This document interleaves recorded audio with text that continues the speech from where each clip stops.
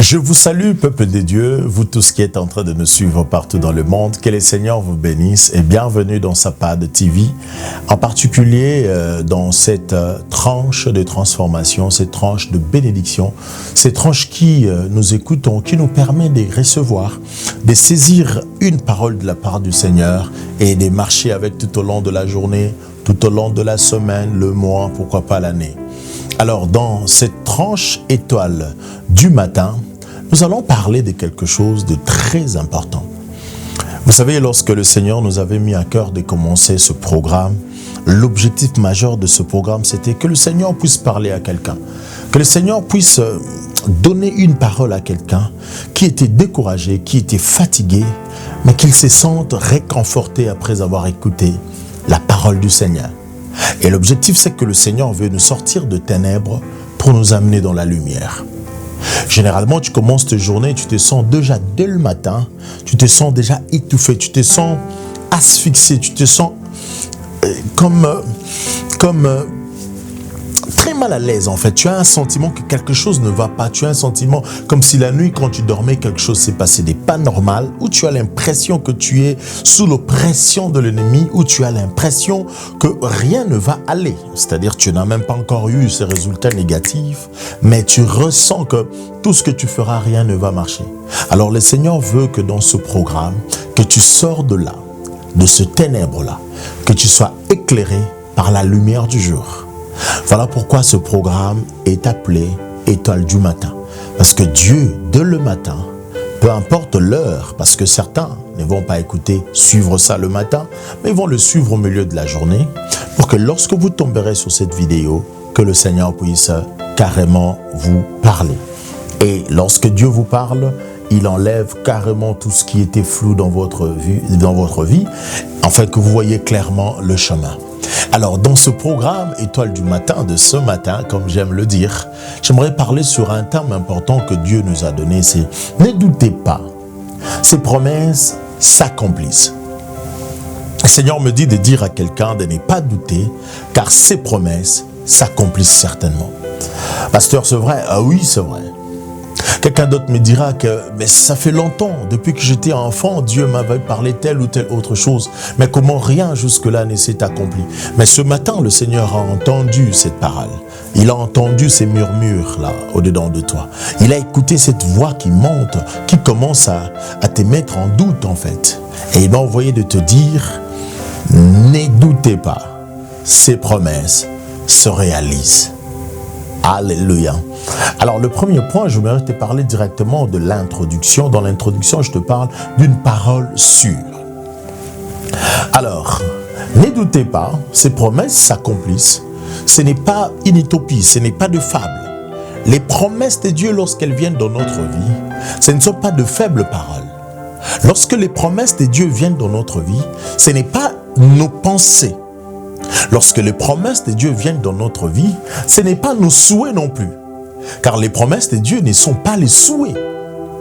C'est-à-dire, quelqu'un te souhaite du bien, ou encore je me souhaite moi-même du bien. Non. Mais les promesses de l'Éternel, c'est une parole sûre sur ta vie. Les promesses de l'Éternel, c'est comme, ça peut être aussi l'ensemble des paroles, mais qui sont certaines dans ta vie. Alléluia. Alors c'est très important que nous puissions comprendre. Lorsque je parle d'une parole sûre, j'aimerais juste ajouter pour dire, premier tiré, je parle de Dieu ne parle jamais pour impressionner, mais pour accomplir. Lorsque Dieu parle, ce que j'aimerais que nous comprenions, Dieu ne parle jamais pour impressionner quelqu'un. Alors d'emblée, je vais dire à quelqu'un, tout ce que Dieu a dit sur ta vie, il ne les a pas dit parce qu'il avait besoin d'être impressionné. Dieu n'impressionne pas les gens. Il n'a pas besoin d'être impressionné, loin de lui. Mais j'ajoute encore, chaque promesse divine est un engagement ferme, garanti par la fidélité de Dieu lui-même. Ce que je veux que tu comprennes, c'est que toute promesse qui sort de la bouche de Dieu sur ta vie, c'est un engagement alors très ferme. Amen. C'est-à-dire Dieu, quand il vient te donner ses promesses, toutes les promesses que tu as de Dieu, ce ne sont pas de fables. Ce n'est pas des choses que Dieu a dites pour plaire à tes oreilles. Ce n'est pas des choses que Dieu t'a dites parce qu'il avait besoin de te le dire. Non, mais Dieu te les a dites parce que ces promesses sont un engagement ferme. Alléluia. Non seulement un engagement ferme, mais c'est garanti par la fidélité de Dieu lui-même. Il est fidèle. C'est ainsi qu'il t'a parlé. Et ce qu'il t'a dit, sa fidélité est avec cela. J'aimerais encore mieux le dire. Il est fidèle tel que tout ce qu'il dit, c'est ce qu'il a pensé. Ce qu'il a pensé, c'est ce qu'il déclare. Et ce qu'il déclare, c'est ce qu'il accomplit. Dieu ne dit pas des choses parce qu'il a besoin de te plaire. Tout ce qu'il a dit dans ta vie, parce qu'il a la possibilité de les accomplir. Simplement, j'aimerais te dire ceci. Toutes les promesses que tu as reçues de Dieu, c'est en fait un engagement que Dieu lui-même a pris avec toi. Tu dois comprendre que ces promesses pour toi, c'est l'engagement que lui-même Dieu a pris. C'est une garantie que Dieu te donne. Une garantie de sa fidélité. Alléluia. Que le Seigneur te bénisse. Voilà pourquoi j'aimerais dire à quelqu'un que tout ce qu'il a dit dans sa vie, dans ta vie, il va l'accomplir. Dans le nom de Jésus. Alors ce matin, le Seigneur veut que quand tu sors de chez toi, peut-être que tu es en train de t'apprêter pour aller au travail ou de sortir, aller chercher quelque chose. Ou peut-être que tu es dans la chambre, c'est un jour où tu ne travailles pas. Ou encore, c'est peut-être le jour où de ton repos exactement. Ou encore, tu as un programme les après-midi ou le soir. Mais j'aimerais simplement te dire que Dieu veut que tu aies une mentalité en ce jour, telle que tu te dises en toi-même que tout ce que Dieu m'a dit, il me les a pas dit parce qu'il voulait me plaire. Mais il m'a dit cela parce qu'il est fidèle pour les accomplir. Toutes les promesses qu'il m'a faites, en principe, c'est un engagement qu'il a pris avec moi. Et cet engagement, il est fidèle pour les accomplir. Alléluia. Ou encore pour l'accomplir. Que le Seigneur soit béni. Je veux lire Nombre chapitre 23, verset 19. Il est écrit: Dieu n'est pas un homme pour mentir, ni fils d'un homme pour se repentir. Ce qu'il a dit, il ne le fera-t-il pas? Ce qu'il a déclaré, ne l'exécutera-t-il pas? Vous comprenez? Dieu n'est pas un homme pour mentir, ni un fils de l'homme pour se repentir. J'aimerais dire à quelqu'un, tu as reçu beaucoup de promesses des gens, mais tu es aussi d'accord avec moi que rien ne s'est accompli. Mais ici, j'aimerais que tu comprennes, ce n'est pas ton père biologique qui t'a promis des choses. Ce n'est pas ta mère biologique qui t'a fait cette promesse. Ce n'est ni ton frère qui vit je ne sais dans quel pays qui t'a fait cette promesse. Moins encore, ce n'est pas le gouvernement, ce n'est pas l'État qui t'ont fait cette promesse, mais c'est l'Éternel Dieu qui t'a fait cette promesse. Et s'il t'a fait cette promesse, il est capable de les accomplir. Alléluia. Est-ce que tu comprends? J'aimerais que tu gardes la foi en lui, que tu espères davantage que celui qui m'avait fait cette promesse, celui qui m'avait dit que cette année est la mienne. Je me marierai dans cette année, je voyagerai dans cette année, je commencerai cette affaire dans cette année, j'aurai cet enfant dans cette année, j'aurai cette promotion dans cette année, je serai guéri cette année. J'aimerais que tu lui fasses confiance parce qu'il ne ment jamais. Nombre nous le dit, 23 verset 19 que nous venons de lire. Il n'est pas un homme pour mentir, ni fils de l'homme pour se repentir. Ce qu'il a promis, ne le fera-t-il pas? Alléluia. Alors reçois cela dans le nom de Jésus-Christ. Que le Seigneur soit béni. Deuxième point, je te parle de comprendre la nature des promesses de Dieu. J'aimerais t'aider à comprendre la nature des promesses de Dieu. C'est quoi la nature des promesses de Dieu? C'est ce que je veux que tu comprennes. Premièrement, je te parle, elles sont fiables.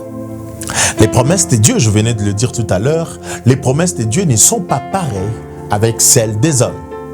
Un homme peut te faire des promesses, mais qui n'accomplira jamais. Un homme peut te dire des choses, mais qu'il ne le fera jamais.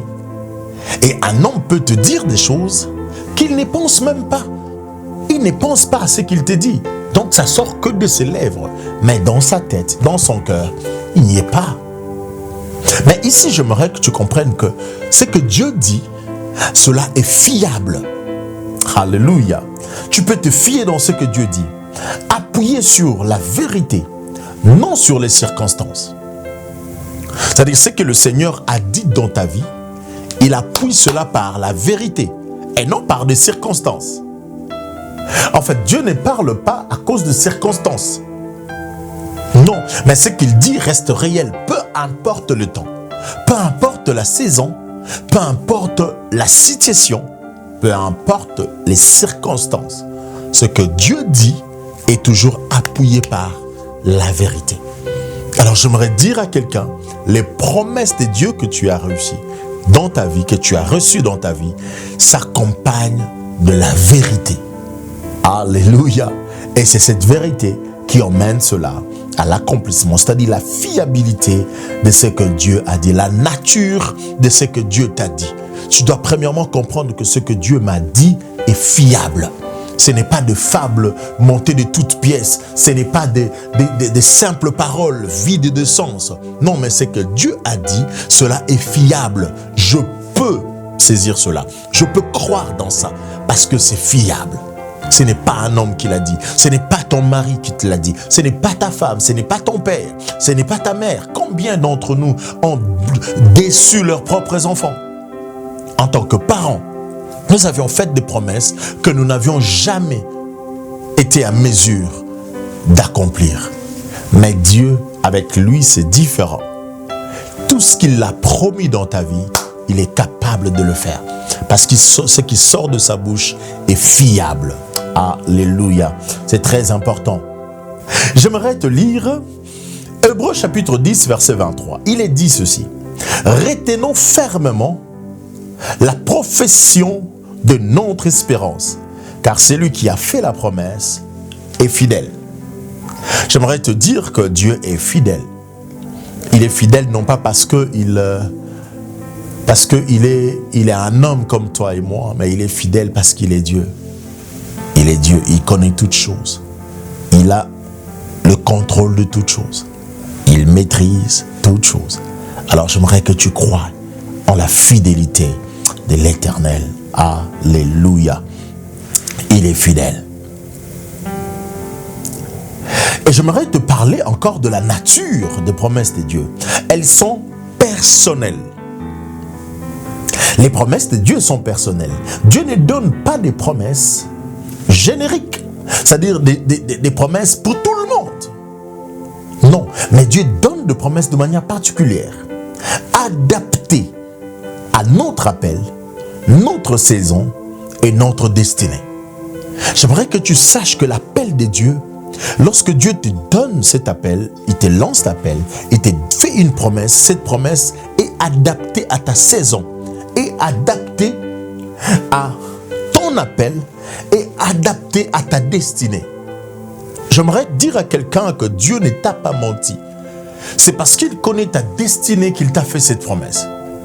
C'est parce qu'il connaît ta vie qu'il t'a fait cette promesse.